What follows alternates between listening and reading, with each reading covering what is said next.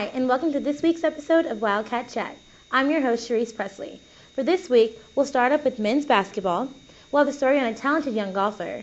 Then we'll move to men's soccer, and then we'll wrap it up with some football coverage. But first, let's kick it off with the feature on the men's basketball team with Annie Cook. This past weekend, the Baker men's basketball team hosted the Baker Invitational.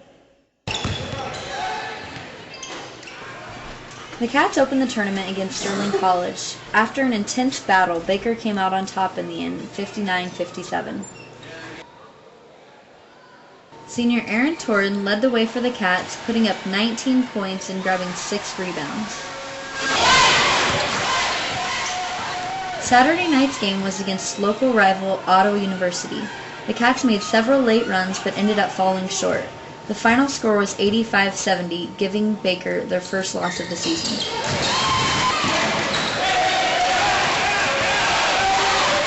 Starting forward, Dane Dillingham talks about the results of the Baker Invitational and team goals for the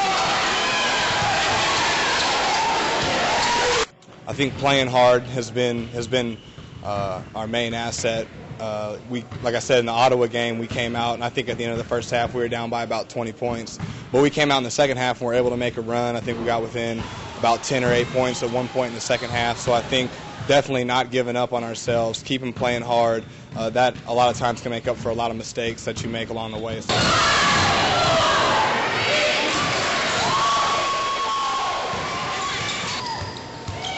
The Cats will travel to Maryville, Missouri Friday night to face NCAA Division II Northwest Missouri State.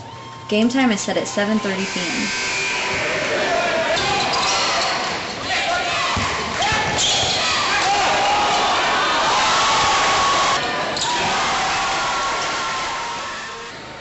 Head coach Rick Weaver talks about the upcoming challenge against Northwest Missouri State and the opportunity to gain revenge against Ottawa next week. We play an exhibition game up at Northwest Missouri State. They're an NCAA Division II team, member of the MIAA. They were picked to win their league this year. A pretty solid team. And we're back next Tuesday down at Ottawa. Hopefully you can get a little revenge for that whipping that we took this Tuesday.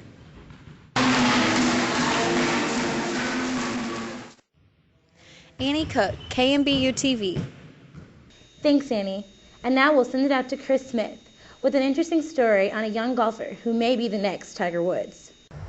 It is here, at Overland Park Golf Course, that a 10-year-old has done something truly unbelievable. Not once, not twice, but 3 times. Kevin Lane has accomplished a lot in his short 10 years, particularly in his golf game. As a 5th grader at Ascension Elementary School in Overland Park, Kansas, Lane has hit 3 holes-in-one over the past 15 months at the OP Par 3 course, making him one of the top golfers on the Midwest Junior Golf Tour. I have 3, which is 135, and 6 and 7, which 6 is 75 yards and 7 is 100. Lane said that while he is most proud of his 3rd hole-in-one since it was the longest of the 3 holes, his first one meant the most to him. First one, I couldn't see it when it went up, but I knew it was close. So I got up there, couldn't find it. The other guys thought it was over the green. I looked in the hole and it was there.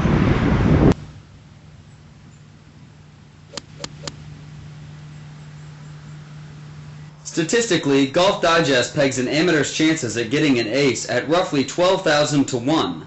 But depending on the source, those chances could be even slimmer. So you can imagine Lane's father's reaction upon getting the message his son had just hit his 2nd in 1 week. Well, the second one, I used a 7-iron. I knew I was going to be long, so it took 1 bounce on the green. It luckily hit the pin and went in. And when I called my dad, he didn't believe it. I had to leave him a message, and he didn't believe it. In the past 4 years, Lane has racked up 5 tournament wins, including the Vinzant Memorial Tournament 3 times and the Fred Arbanis Invitational once. This past year, he even posted a 1-under 26 at the Overland Park links to clinch the trophy.